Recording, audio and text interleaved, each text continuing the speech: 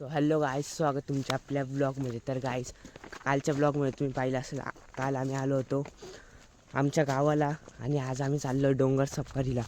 तर त्या डोंगर सफारीचं नाव आहे धुळेचा डोंगर.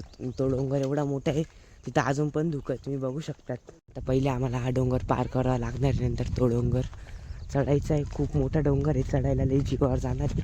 तुम्ही पण नक्की या डोंगराला एकदा विजिट करा. धुळेचं डोंगर म्हणून नाव आहे विळवंडी गावाच्या इथं.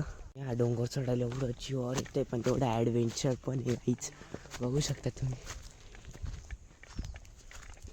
आणि आम्ही डोंगरावर जाताना एवढा भूतिया रस्ता लागलाय, बघू शकता तुम्ही. आणि मागचा रस्ता तर बघा, पूर्ण उतार आहे, पूर्ण उतार. आता हळूहळू चाललोय,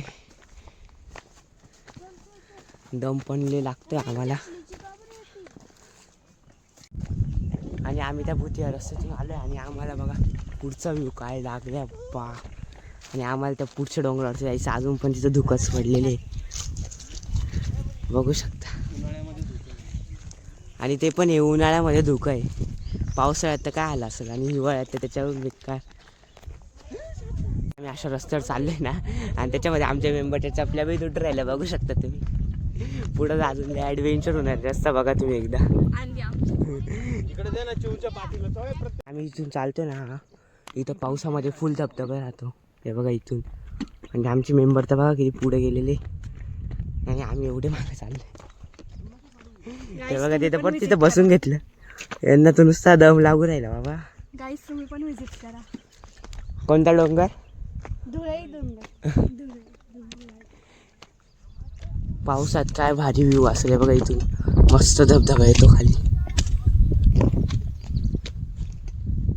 फायनली आता डोंगरावर पोचलेलं आहे, बघू शकता तुम्ही. लोकेशन एवढं भारी ना. आता मंदिरापाशी आले, आमचे 3 मेंबर बघा कसे बसले, बाबा 2 नातू. फर्स्ट नंबर आले, फर्स्ट. आणि हे बघा हे वरचं लोकेशन.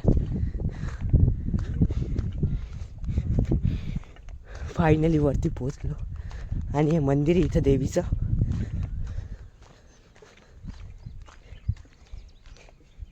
हे बघा हे देवीचं मंदिर आहे, शंकराची पिंड पण आहे इथं.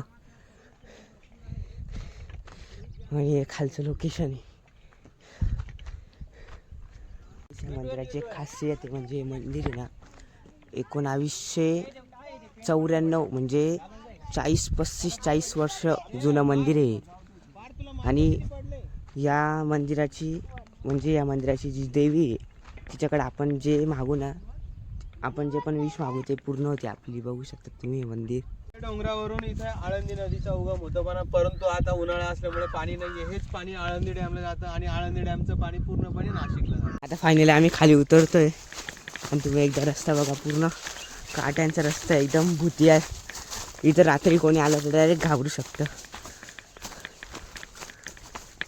आणि असे पाय सरकता इकडे, एवढे मोठे मोठे दगड आहे. आमचे अर्धे मेंबर गेले पुढं, आता आम्ही 3घच जण मागे. आणि इकडं त्या बाबांनी एवढी भारी पिशवी बनवली ना करमालाची, एवढं तुम्हाला दाखवतो मी. काय आंब्याची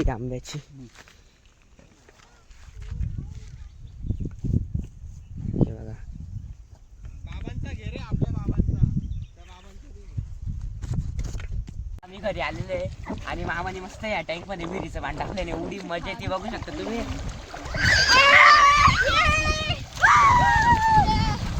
तर गाईस, फायनली आम्ही आता आंब्याच्या बागेमध्ये आलेलो आहे, बघू शकता तुम्ही.